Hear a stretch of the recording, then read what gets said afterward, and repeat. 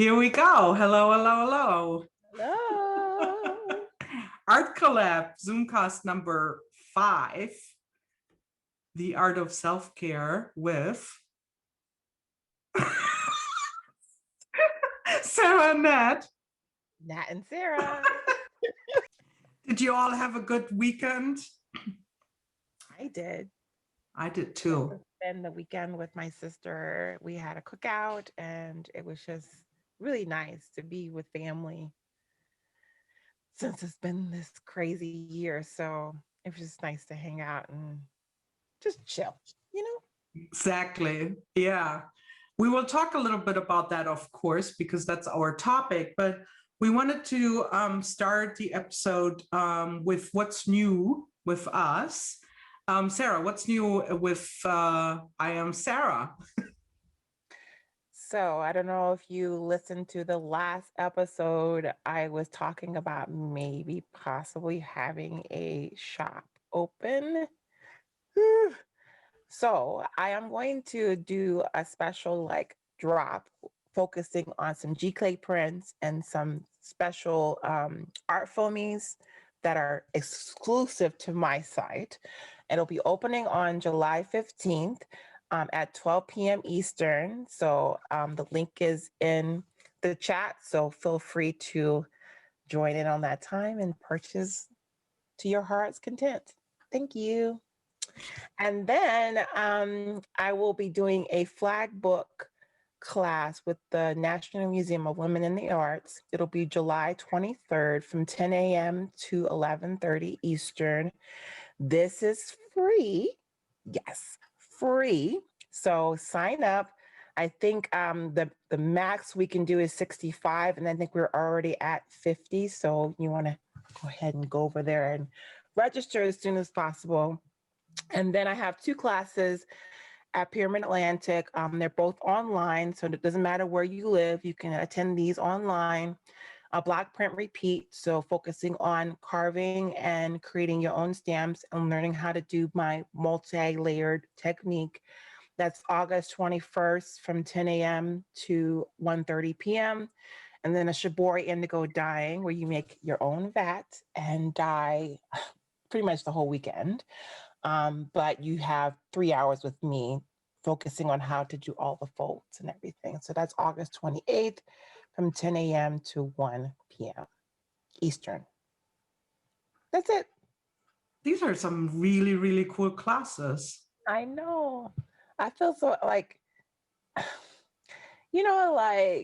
when you're doing something and you realize that this is where you're supposed to be. Like when I'm teaching these classes, I can just feel myself feeling more like me each time I do it. So I'm excited. That sounds awesome. Yeah. Was that it? What's new with you? Yeah, that's it. So what's new with Natalie Studio? Well, I'm actually already preparing a huge event that's coming, next year. So that's a lot of background work. But then I also have one thing that I wanted to point out is there's a stencil club with Stencil Girl. So Stencil Girl has their own stencil club where there are exclusive every month. There's a new stencil set coming out, which is special and very limited just to the Stencil Club. And Mary Beth and we meshed up together some stencils. So each of us picked the other person's, like what was my favorite 3 stencils of Mary Beth, and then Mary Beth picked the 3 that were her favorites of mine, and then they were meshed together to either create a new total new design or just make it smaller. So for example, the little elephant that you see there, that was one of my first stencils for Stencil Girl in 2013, but it is a big one. It's usually like an letter size elephant mask and stencil, and she just wanted it to be super small. So I think it's a 4x4, and then you see a bigger one, a 6x6 stencil that has 4 design elements of ours, and then there's a bigger stencil. I think they're 9x11 that has, again, also stencils of us. So if you're at all interested in this, check it out as a member. I don't know a lot about the membership, like what the rules are, but I think you can kind of come and go. But Kim put the link in there. So if you want to check it out, and then it comes with a video that Mary Beth and I recorded, and I was supposed to teach Mary Beth some techniques using those stencils. And when you sign up, you get the stencils, and then you get also the video. So I wanted to mention that. And then I also just want to mention real quick that for the Spill Your Heart, which is a webinar that I do with different artists, the next panel will be on July 30th. At noon East New York City time, and my guests will be Amanda Trout, Birgit Kopsen, and Didi Katron. Super excited for it. And we're talking about artistic inspiration, finding the magic. And Kim put the link out there for the registration. And other than that, stay tuned at the end of the month when we will have new Art Foamies release. I think it's on the 23rd, and I just got the big package with the new ones, and so I can't wait to share. Actually, Sarah saw them already. I did, and they're fabulous. I just saw on the peak of my eye, I'm going to answer this right away. Karen said, hey, my first time here, Nat, are you Dutch? You sound like my in-laws. That will scare my Dutch friends. I'm German, so close in borders. So, Sarah, do you want to tell everyone about, no problem, Karen, what the topic, where we came from, and so on? Yeah, so today we're going to be talking about the art of self-care. And the thing is, we wanted to kind of take this time to focus on, making sure that we don't forget to take time to breathe, reset, make sure that our artistic practice is aligning with our purpose. It's also time to talk about, how we as artists, we always are going, doing. And so this is time for us to really think about, taking care of ourselves, whether it's like various projects, obligations, revenue streams. We're always doing so many different things. So sometimes we just really need to take time to take breaks and remind ourselves that self-care is important and crucial to our success as artists. We're going to discuss today how to make sure rest is a part of your schedule, share your personal favorite ways to take a break, and most importantly, we'll talk about how to rest and help define your focus as an artist, allowing you a moment to reflect on what you're creating and why you're creating it, and any adjustments that you might need to make. Yeah, so here we are, Art of Self-Care. So Sarah said I should go first today. So here I go. I just came back from the Catskills, not really the Catskills, but it's the beginning of it at the Delaware River. And it was weird because my husband, he is writing a book. And so he rented a cottage for a whole month to write the book. And he was there a lot by himself. But part of the plan was that I should come a couple weekends with him for 4 days for a longer weekend. And so I went for 3 weekends, not all in a row. It was on, off, on, off, on, off. So it was 3 weekends, in total 12 days I spent there. And it was really hard because even though I felt like overwhelmed with everything, I think a lot of people might have that feeling right now, right after we coming out a little bit of lockdown and going back a little bit more to normal, that we are vaccinated, but also in general, there is, it's just I need to do this and I need to do that. I can't really take time off. And I was I can't go to the cottage and go Friday and Monday. I got to work, And he was no, you don't. You just go there and relax. And so it was awesome. And Sarah even asked me if I would have, if I take a sketchbook or anything. I remember that we were talking about it a couple of weeks ago. You know what? I haven't done really anything that was art related in weeks, and I feel good about it. I can't wait to get back to the studio. I was like, I'm not going to bring a sketchbook or anything that, a book that I wanted to read for business stuff or whatever, because I was like, I know I'm not going to get to it because I need this off time. And then if I don't do it, then I will just have a really, really bad feeling. Like I'm feeling guilty that I didn't do any of the art stuff, and so I just said, I'm not going to do it. And so I feel really good about it. I am so proud of you because I was like, oh, let's just bring a couple of things, a couple of stamps, play around. And you were like, I'm not doing anything. No. And I was like, well, okay, well, excuse me. Let me, clutch my pearls. And I'm like, go ahead, Natalie. Do nothing. Yeah, that's important. It really is. Yeah. It was I think that we sometimes forget. I mean, there's something about, and that we can talk about that or not, but as a European, like in Germany, we actually have when I worked in the law office before I became an artist, I had 6 weeks of vacation. And you would take 3 weeks off in the summer. Like most people take 3 weeks off in the summer, and in Europe you're gone. You're gone. There is no email usually. I mean, it changes a little bit, but it's like, I'm not there. Don't even like contact me. And whole businesses just shut down and they do their summer thing, right? And then moving here, I feel like I have really got used to the American way of life where it's like going, going, going, going, going, going. You cannot take off 3 weeks. That's crazy. Who goes away for 3 weeks, So I want to reclaim a little bit of my heritage.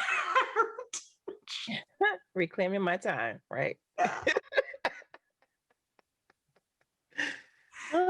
So yeah, I have a similar story. Like, I of course worked in retail, and we got 2 weeks of vacation a year. And I was adamant about keeping my personal phone and my work phone separate. So I had 2 cell phones. And when it was time for my 2-week vacation, which usually end up being like a staycation, I put that phone in a drawer and like cut it off, because there'll be always someone, hey, Sarah, I know you're on vacation, but knowing that you had an out of office and someone to look over your stuff while you're gone, but you don't call that person, you call me. No, I need to be off. Like when I say I'm off, I'm off. When I clock out at 5, I'm off. Don't call me after that time, because it's my time to like rejuvenate and rest and get myself together so I'm energized for the next time that I come back to this place, right? And so I kind of apply that to what I do now, because I do take time off to do nothing. Even like it's been hard, but my 20th wedding anniversary is the week of August 9th. And people have been like saying, hey, I want you to come teach a class, blah, blah, blah. And I'll go look at the calendar. Oh, no. Even today, someone asked me, hey, can you come? It's going to be a live event the week of. And I'm like, nope, that's my anniversary. Even if we don't do anything, I want to be off the entire week because I deserve it. Exactly. Can I ever get that time back? No. And especially since we've been on lockdown this whole time, like I'm going to enjoy my time off with my husband, and I don't want anything to get in the way of that. And no, I will not. I will follow your lead. I will not bring anything art related. I will not bring a stamp or a carving material. We're not going to go to any art supply stores or anything like that. We're going to just enjoy each other, right? And I think that's important. So when I come back to the work, I'm rested and rejuvenated and able to, you know, be myself. Yeah, I think there's like two things that are always so hard about it is you're working for yourself, right? So you're the boss. I sometimes jokingly say to my friends when they are like, hey, could we meet for lunch or whatever, you know, I'm in the city or whatever, and I'm like, I don't know, I have to talk to my boss, she's a real hard, you know, hard person. I just see, and then they're like, come on, she can be a little bit nicer, right? So you're your own boss, and that's part of the problem, because the work never ends. Like there's no thing. And then the other thing is like when you make art your full-time business, and especially with different revenue streams, that there is truth to when people say, well, if you do what you love, then you never work a day, blah, blah, blah. But it's like, nah, it's not quite how it works, right? So if you do it as a hobby, then that is your downtime. You're doing art as your thing of like relaxing and, you know, like doing something for yourself. And you have more time when you have vacation, and that's when you paint more. But I feel like a lot of the work that I do, where it's not just where it's not like, there's a lot of art related work that is like real work, all is work. But I mean, like, if you're like, okay, I have new stems coming, right? Then it's not only the designs for the stems, but you also have to think about like, how do we make samples? How do we put them in the store? What are the logistics, the pricing, the advertisements that they come out? So that becomes, you know, that's art related work maybe, but it's not super fun. Like some of it is not super fun, and it never ends. Like you know, you go in the spiral. So I think there's a lot of like this talk that we have, oh, you never work again when you're an artist because you do what you love. And it's like, I do what I love, but it's still a lot of work. And that means I have to make sure that I take off. And during the pandemic, it felt like, you know, you couldn't really go away. You couldn't really go on vacation. And I don't think I took real time off at all last year. Nope. Me neither. Because I think primarily, well, for me, prior to the pandemic, a lot of my classes were canceled. So I had a lot of downtime, right? So then when things started to pick up, like crazy, like I couldn't believe like classes were running with 25, 30 people. Like what? I couldn't even get 2 people to join a live class. And yet these online classes were constantly coming up. And then there was like, oh, I saw you at this. Can you join me on this? And then it was like networking like on steroids, but we're home.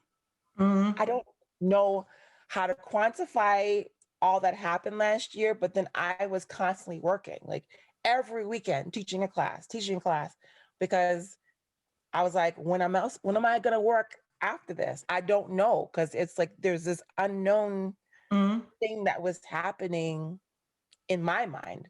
So I was just taking on everything. I as I've told you, it was the year of yes. I will take, yes, I'll do Yeah. it. I'll do it. And then now I'm getting to the point where I'm saying, maybe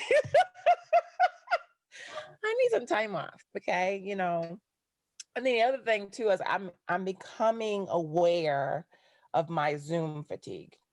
Yeah. I'm tired of not being able to see my students make things. Sometimes I've taught classes, like my most recent class, it was like half the class, all I saw was their name. I didn't even see Yeah. their face. I I can't live like that as a teacher. So I know this of myself. So working on creative ways to get that extra 8%, I've been saying this since we started this podcast, that 8% back for myself to make myself feel better, because I need it. I know I need this. I'm self-aware about this. And so scheduling that, carving that time out. So even if I do have, my time with my art friends, I make sure that it's scheduled on the calendar and no one can get in the way of it. So I can get that 8%. And then when you're talking about taking time to do nothing, where sometimes you got to take some time to do things that are not necessarily what you do every day. So, we're, printmakers, painters, yada, yada. Like, we have this dream that we want to be potters, right? Yes. We need to get that done. Yes. Like, there's no time to waste. We need to really get that scheduled and go and do it.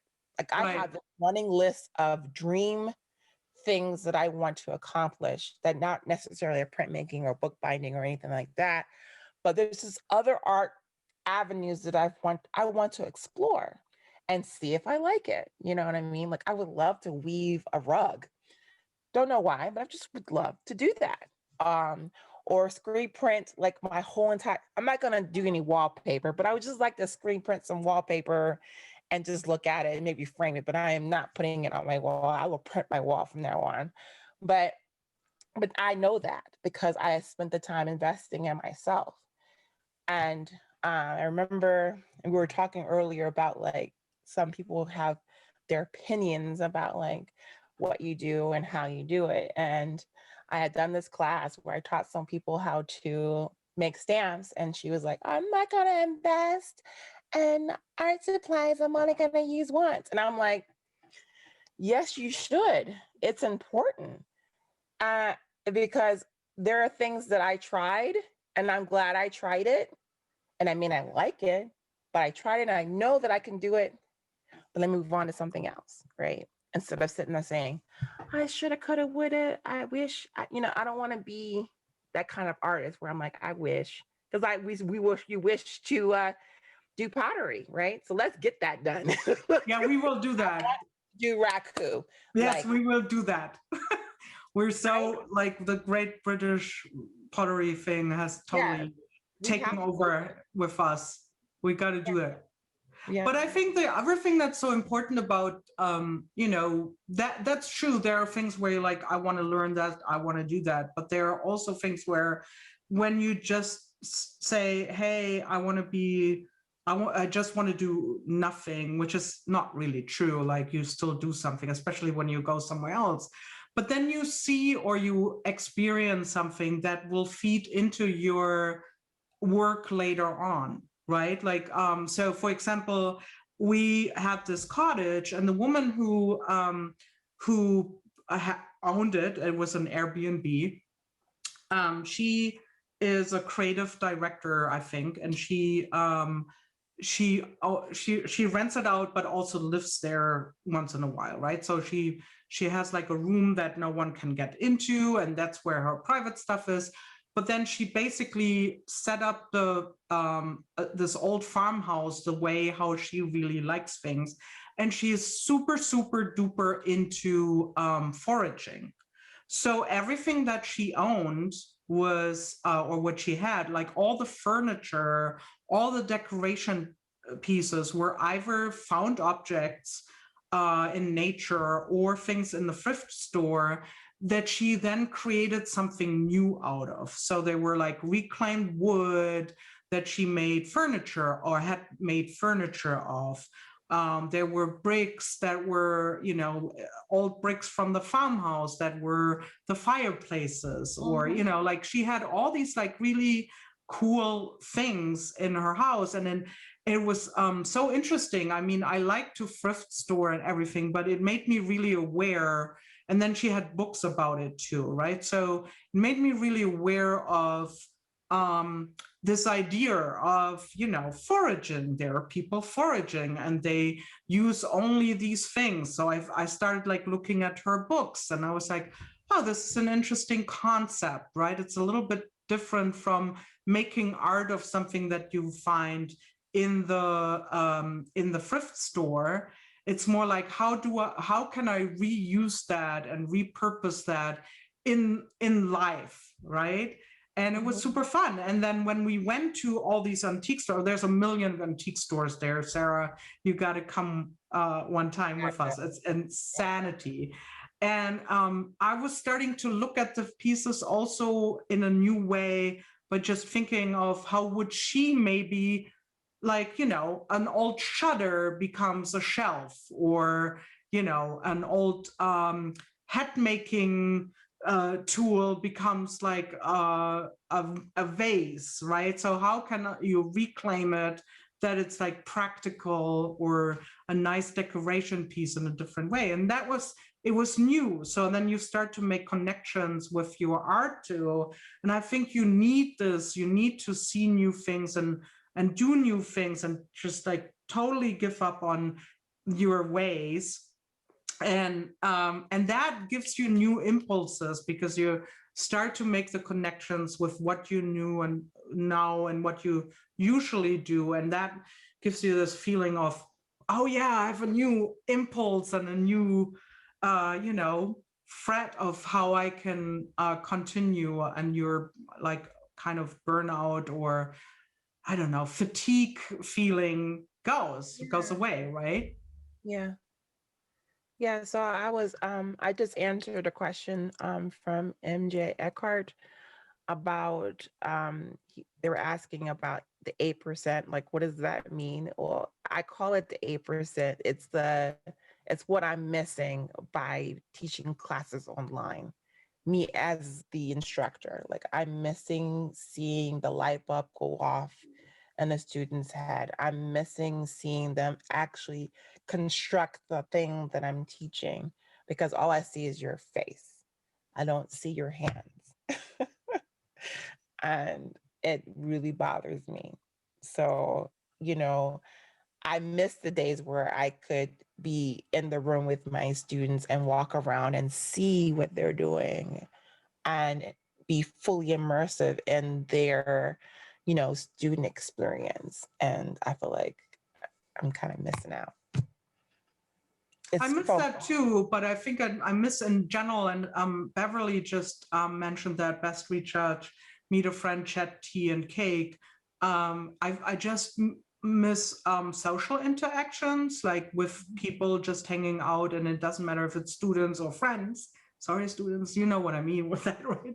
But the other thing is also living in a city.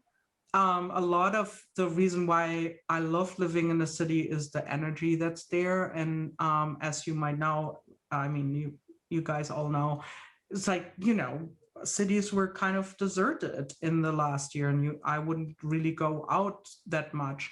And I feel like that's a lot of what my recharge comes from. Is like just going out to a museum or walking through the streets and seeing people and just get all these like influences, right? And that energy is slowly coming back. And that's good, but that was part of my daily routine recharge, was like my stroll through the woods. Like you go outside and you try to be very aware in that moment when you walk through the streets of all kinds of the architecture or the flower. Like you're not like, I'm walking from A to B because I need bread and butter and whatever. I'm walking and I take this time to stroll around and I look up, like, and it's funny, some of the streets I've walked like a million times, and yet still I recognize different things. And I'm like, oh, this would make a cool stencil or stamp, or ooh, what a cool color combination on that house. You know, like you get all these, like you're trying to be really aware walking through your city or nature, wherever you are, and really take notice of your surroundings. And not necessarily with that goal that has to be art later, but like take, you know, just being like in the moment, I feel is part of self-care usually for me, of daily self-care. Used to be before the pandemic. You know, you just brought something into my mind. So I feel like now, even as if I'm driving or even walking, I'm noticing things even in my own neighborhood that I didn't see before.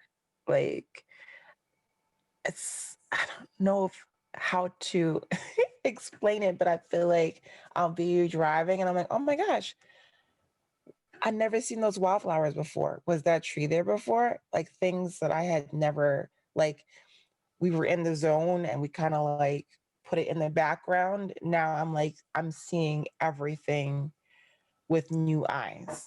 Mm. And I don't want to let that go. Like I want to continue to be curious and notice things around me instead of, walking around with blinders on. That's how I felt like, I was before. So just trying to, jump in. Like today I went for a walk. Like I did a walk run, or what's it called?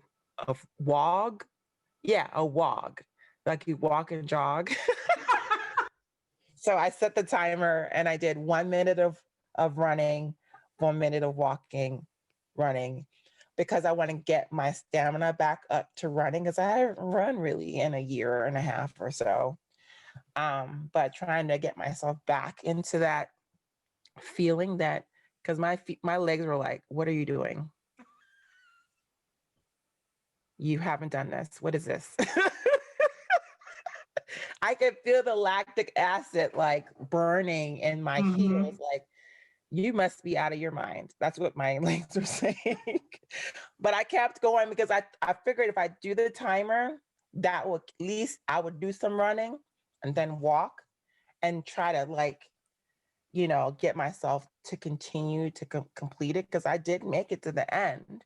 Right. But I feel like if I just went out there and tried to just run the whole mile, I would have felt defeated. But because I did it that way, I felt like accomplished, like I did something, even had the energy to go and lift weights after that. So, setting time to exercise, setting time to I'm going to go take my kids somewhere later on, like setting time with the family is important. And taking a class for yourself. Like Mm-hmm. we Mm-hmm. always as instructors, like I'm teaching. Sometimes, hey, I should take a class just because I may know how to do this already, but it's nice to see someone else, their perspective in teaching, and seeing what their setup is like and just enjoying it. And I'm I'm a behind the scenes student, so I won't be like asking questions or anything like that. I'll just be like in the background, just enjoying, learning something without me having to have a lesson plan. Just be there and engaging with, the other students. Yeah, So you're a student. You're not taking over. It's not about you. It's like, no, yeah. I mean, it's taking the class, right? When I teach the class, blah, I Exactly. would never do that. we all had those students as well. They're like, no, I'm taking over. Yeah. I think you said that too because you said the being aware of, and then Carmen just said, life is now pre or post pandemic, trying to figure out how to live with all these restrictions that will stay, but also, you're kind of like maybe be more aware. And I was thinking when you said about like you notice more things or you put your phone in a drawer. I was just seeing for the first time since last year February, a friend of mine who moved to Texas, and so my last flight was her 50th birthday with other friends to visit her. She had just moved to Texas, and we visited her for her birthday. And that was when when it was already kind of like, oh, there's something, beginning of February. And then since the lockdown, none of us, even the friends that stayed here, we haven't seen each other. In fact, one of my friends' father-in-law died of COVID. So it was a very, very sad year. So we would text every day. And so we just saw each other because our friend had to come on a business trip from Texas to New York. And we were like, let's meet outside, at a bar, and we are all vaccinated, and be in one of those little parklets that some of the restaurants have. And we saw each other for the first time from before the pandemic. And it was so interesting. None of us, we took one photo, but none of us had like their phones out at all during the whole time. We didn't care about it. In fact, each of us were later like, oh, we missed like phone calls when we were trying to get back home. And, one of them was calling an Uber. And I was thinking about a friend who said that he has this rule with everyone, friends that they meet before the pandemic.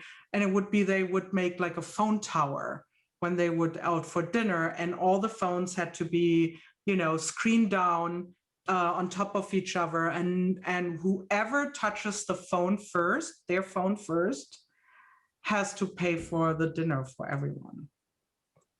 And guess what? No one touches their phone. But it's this like in the moment thing, right? You're like, okay, I'm not looking at my phone. I'm on vacation, or I'm spending time with my friends. And I feel like, and I hope so, that this is maybe one thing that I hope that will stay from, from missing people during the pandemic, is like trying to be more in the moment, and enjoying the time that you have with each other, because you couldn't for a while, right? Yeah. I have my phone on silent all the time. And if I miss a phone call, I'll look, oh, I'll call them back. But there's no like, I have to be on this thing all the time anymore, because it's not important. Yeah. You know what I mean? It's part of self-care. I need to see the person. Even if it is social distance, like I need to see you. Let's set up some time. And people are more willing to do that instead of say, oh, I'll just text you. I have never been like, I'm just going to text you. And that's like the extent of our conversation or relationship. I need to see you. Like I need to spend time in order for me to, I don't know, feel like I'm a part of the relationship. Like I really need that, time. And so I'm looking forward to the day we actually meet in person. I know. I can't wait for it either.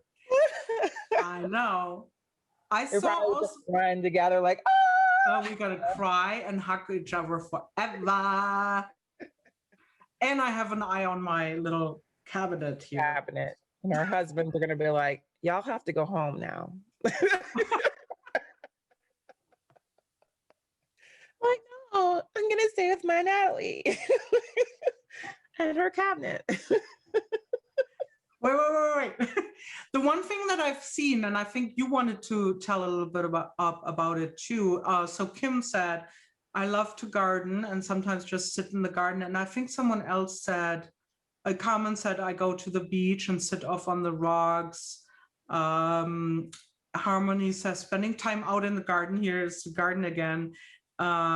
Self-care comes from being able to participate in all the amazing online Zoom sessions. So much of this will go away for person session. Harmony, I think actually, so my husband works in a field that's about remote working. And I think a lot of this will stay. I think this will be a hybrid world. I don't think that this will go away. I don't think that online, like I think we will be able to have, for those that can, have both worlds, but I also think we will have this more inclusive world where people who cannot go to classes or maybe cannot go out because they're ill or they don't have the means or whatever reason, right? You will still be able to do online classes or meet people on Zoom or, I don't think this goes away. I think it will be actually a nice addition to what we had before, honestly. I think that if we do that smart, it's here to stay, but maybe not 100%, but you have this ability to do it, which you hadn't had in that way before. That's just my 2 cents of how I think this will be the future. But I see a lot of like gardening, and I know I'm a terrible gardener, but I love my garden. But Sarah. I am a plant mom. Well, this is my newest baby. It's a Palea pepperoni. I can never say the word. Anyway, it's a Palea, whatever. Are these also called dollar something dollar? Yes. Or pancake. Ah. Yeah.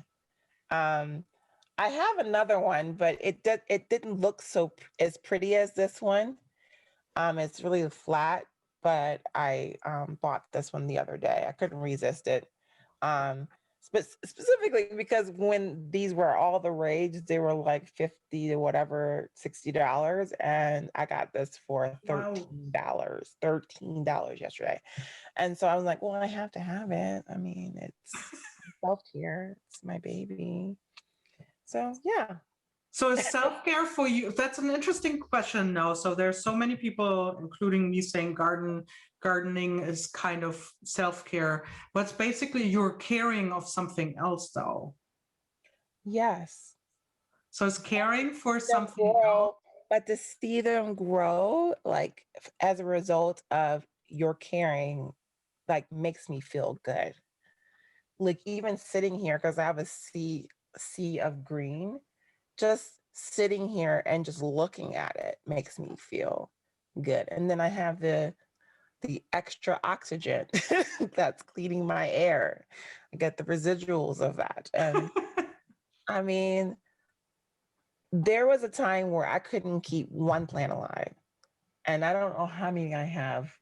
This has got to be at least 40 plants that I'm keeping alive consistently. And I'm feeling great about that. Now, my outdoor plants, I'm not sure. There are a lot of like animals out there. I was out. Okay, so my husband bought, side story. My husband bought me a Mother's Day potted plant full of annuals. I learned what annuals are. They will die if you leave them outside. That's what that means, right? So he put that outside. I'm like, oh, this is pretty. And it was full, abundance of flowers. And so a couple of days ago, I was walking by and noticed that it was like really, really sparse. Like, did the deer get to it? Is it like a salad? I mean, for them, like what happened to my plants? So I pull out the hose and started watering it. And these 2 little bunnies jumped right out and scared me. I said, I don't like plants outside. Aww. Because I'm like, no, I just like evicted them from their house. So what am I supposed to do? Because I can't touch them because I don't want to hurt them. But yeah, I was kind of sad. But yeah, all my plants will remain indoors. Indoors. And then if I do go outside, I have a little section on my porch that I just sit out there with my chai tea and just watch the neighbors walk by, and that feels great. And like no phone, nothing, just enjoying the breeze and just taking it all in. And sometimes it's just, you don't notice it, but sometimes when you have complete silence, you're not talking, no one's talking to you, just having that peace, man, it's amazing. No TV, just silence. I love it. Just you and your thoughts. Yeah. Which interesting thing, I read something this morning or last morning, and it was someone who said that, I forgot the percentage, but it might have been as much as 80%, that if you would pay attention to your thoughts that you think every day, you would realize that you think 80% of the thoughts that you have going on in your train of thoughts is the same every day. So it's the same stuff over and over that you're thinking 80% of it. I'm like, whoa. So interesting, because like, you know, what are you like, we're it's again, it's the in the moment. Do we really pay attention to what we're thinking, right? Like, Yeah, and sometimes another part of self-care is to get that stuff out of your head and onto paper, mm, and then check them off as you complete them. And you don't have to do them all in a day, but just getting them out of your head and on paper, and prioritize your lists and then get them done, right? And I'm telling you, your brain will be like, thank God you finally did this thing. I'm a Your big proponent of that. body like starts to relax because you don't, it's not all in your brain. You're not, you know, you just not like, tight. You're just like, oh, it's all out of there. I've already laid it off. And then you sleep peacefully because it's all out of there. Because you know how many times Yeah. you kept it, you didn't write it down, you kept it in your brain, and it replays over and over in your sleep. And then you wake up and you go try back. It's just, that's what insomnia comes from, because we don't take that time to do it. And I have resisted this, working at that other job prior to this. That's all I did was make lists and check them off and check them twice and whatever. And then I was resistant to it after I resigned. I didn't want to make any lists. I didn't want to do no calendar invites. I didn't want to set up no calls. I didn't want to do any of that.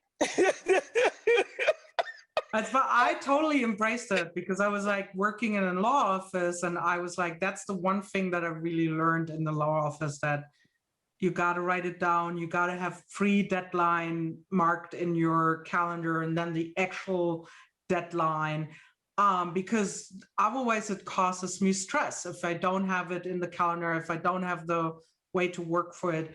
And I would say most of the times the stress that I have now in working on deadlines or, things is usually caused by other people. That is true. That do not write that thing down. So I'm like you said, like if I have an idea, or if I have like, oh, I need to do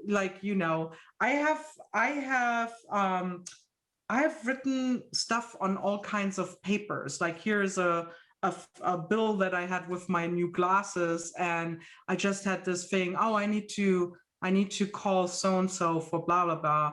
And in order to not go bunkers in my head thinking about it the whole time, I just smeared it on this thing, and I will either do it right after we're done, or I put it in the big list, right? Yeah. So that's part of my self-care, actually, to make lists and get stuff out of my head that I don't have to remember that. I just have to remember to look at the list. Yes. What else do other people do in order to do self-care? Let's see if we have more. Do you have any questions about how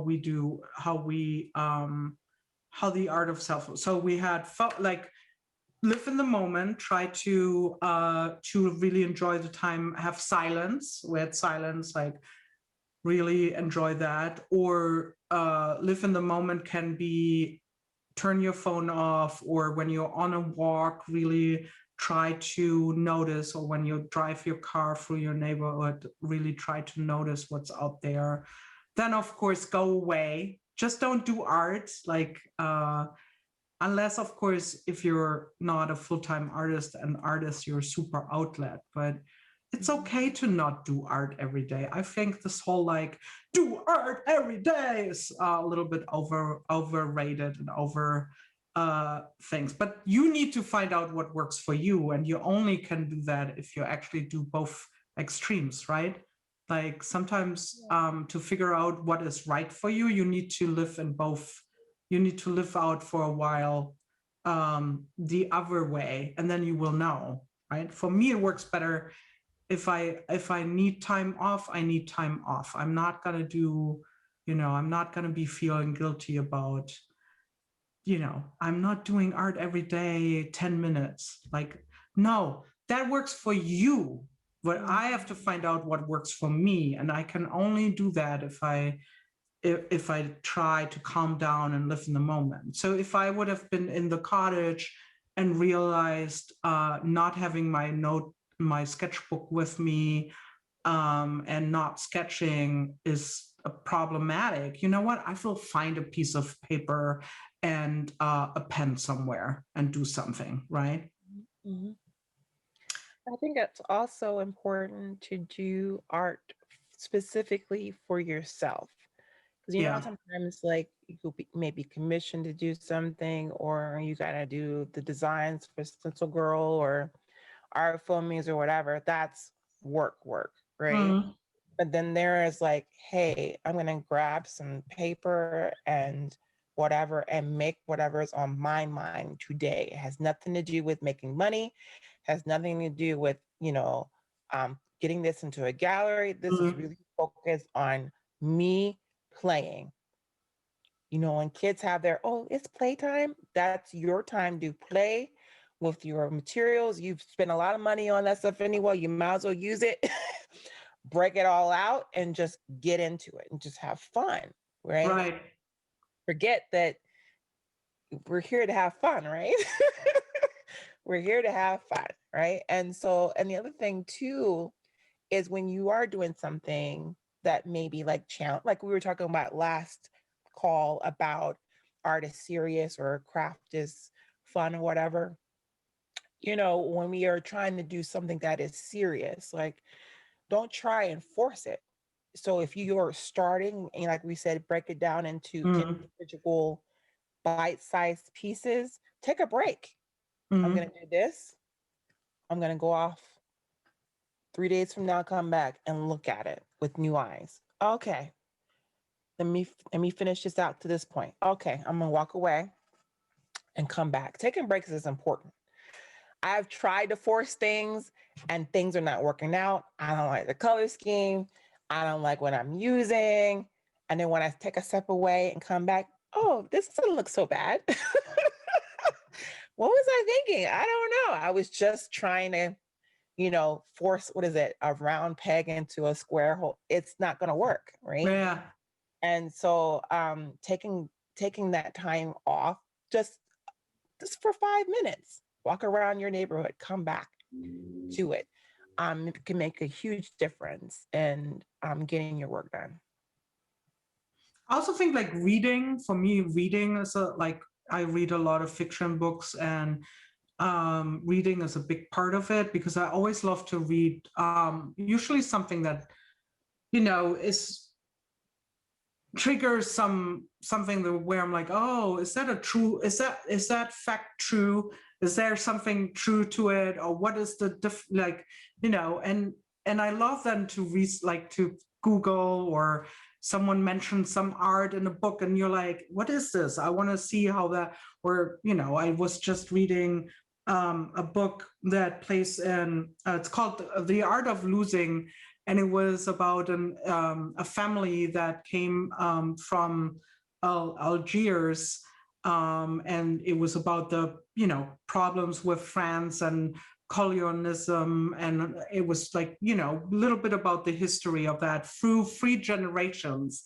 And it was so interesting because I've a little bit about the history but not a lot, so it was super interesting to read. And then you're like, oh, is that true? But there were a lot of mentions like a certain jewelry, and then I'm like, what is that jewelry they're talking about? And then you're like Googling and you see pictures and you're like, oh, that's really interesting, like just embracing something that's like total foreign or different for you, and enjoying someone else's art, in this case of a writer, right, to bring you to a world that you do not know anything about, right, and have this fantasy, and you see these people coming alive that you're reading about, and enjoying other person's art. And that also is, I think, so fascinating. Beverly just asked, do you do art which is totally different just for your eyes and for your moment? Working on it. right? I definitely do. I definitely do have things that people have not seen that are for my eyes only. Maybe occasionally I will cut it up into small slivers and it end up in like a flag book or something like that, but no one will know what the full picture was, but I do, right? And so like when I'm viewing that, say, piece, I'm like, oh yeah, I remember that. I remember what I went through to get to this point. I remember what I was doing and how I was feeling and all the emotions that I laid down onto that paper. Um, but no one will ever know what it is. You know what I mean? So that's like my inside, conversation to myself, a reminder of where I've come from and where I'm going. I think that's an important part too, that in this world where we are so used to sharing everything, which is, I mean, of course, for us as artists, it has never been easier to share with everyone what you're doing and the backgrounds and, behind the scene and what you're working on. But it's also important to do, as you said, and just like not show things because you need to kind of percolate with ideas or, so just self-care is also letting go of that pressure that you have to share everything that you do as an artist, I think, and really let ideas percolate, try things out, do them just for yourself, and they will find their way somehow, in some way, into your work again, right? And don't let the algorithm dictate how you are going to share your work. Exactly. It's not important.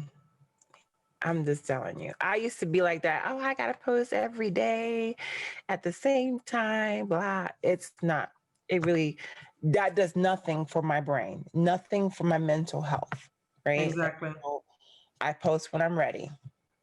Same here. I haven't posted anything to my feed in, I don't know, there's gaps of like 1 month probably, and I'm like, whatever, like it's not that it's just like I don't want to have that define how like I have enough stuff on the plate. I don't want to make art so that I can show it on Instagram or Facebook, like like I can't have that like then all the self-care goes off the chart. That's Yeah, when you feel burnout, exactly. And sometimes I don't want you to see what I'm making until it's at the place it's going to be. Right. Like, can something be a surprise for I know we're living the age where we have to see, oh, the previews, what's going to happen next. No, can we just like be surprised when it happens? What happened to that?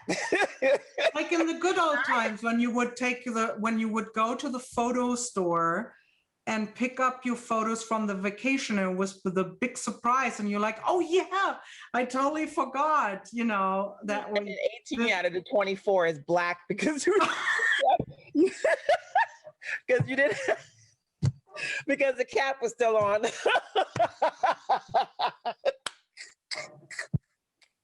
And they make you pay for all of them. yeah. Good times. Good times. But it was cool. You would be like, oh yeah, that was the whole vacation. How cool was that? Instead of having the vacation, like you're like, when I'm looking at my pictures again, I don't have to because I have them like always here, like On 100. the phone. Yeah, Like, 50,000 times you can see a deer eating at a tree, and I can share 50 of those. So if you know more about my vacation already than I do. Like, we're unfortunately almost done with the oh time. my God, it's 1:00. I know. I hope you guys are still with us because we were kind of like chatting along, and you took some out of this, what we thought about, like the art of self-care. What's our next episode? Let's push it. Let's tell them. We're Okay. super excited. It's gonna be August 3rd at noon again. And this time we actually have a guest. And so in this episode, we will be meeting with Pass the Brush organizer Rachel Juanita Bellamy. In 2020, the Pass the Brush event paired up Sarah and me, and it prompted us to get to know each other better. And pretty soon we had forged a very lovely new friendship, as you can see. Yes. And this is one of our collaborations that we have done because of that. And we wanted to chat with Rachel about the benefits of artistic collaboration, the importance of elevating others, and what has changed since the Pass the Brush event last year, and what challenges remain. So I hope you will join us to that episode with Rachel, right? Yes, please join us. I think it's going to be a wonderful conversation, and it'll be interesting to see, what's happened since we did this last year. So yeah, I'm excited. Me too. And she is just super fun as well. So last question, Sarah, what are you doing for self-care today? Oh, you can't tell us. Oh, they're not in the room. I'm taking my kids to the pool. Sometimes just like floating in the water, like this brings relaxation, and also, it takes that weight off your shoulders. So I'm gonna just lie in the pool today. So yeah. And also I wanted to just put this caveat out there. Self-care is not selfish. The end. That's true. Last caveat for people that take care of other people. If you don't take care of yourself, you cannot take care of other people. That goes for all the people that I know that are taking care of elderly people, or, their spouses or kids. You need to take care of yourself in order to be able to take care of your loved ones. So in that, I hope you will take care of yourself today and do something nice, even if it's only 20 minutes. Yeah. You deserve it. You deserve it. Thank you, guys. Bye. See you soon. Bye-bye.